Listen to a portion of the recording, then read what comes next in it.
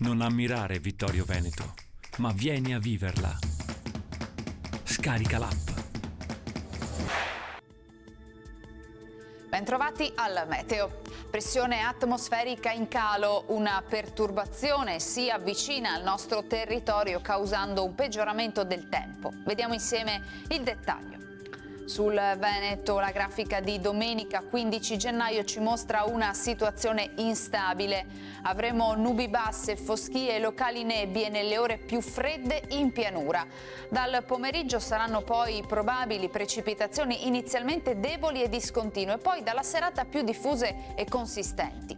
Limite della neve intorno a 800-1000 metri sulle Dolomiti, a 1100 metri sulle Prealpi. Ecco, sia sulle Dolomiti sia sulle Prealpi permane un marcato pericolo di valanghe, grado 3 della scala di riferimento europea.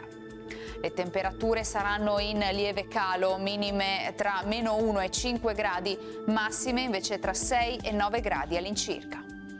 Spostiamoci ora sul Friuli Venezia Giulia.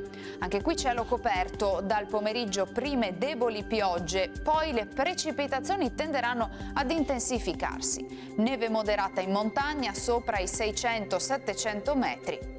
Temperature minime tra 2 e 7 gradi, massime intorno agli 8-12 gradi all'incirca.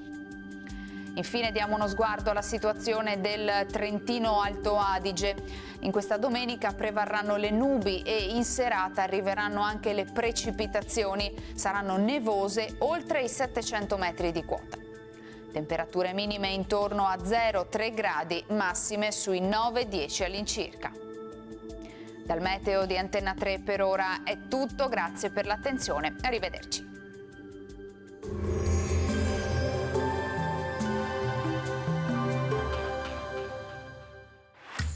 Non ammirare Vittorio Veneto, ma vieni a viverla. Scarica l'app.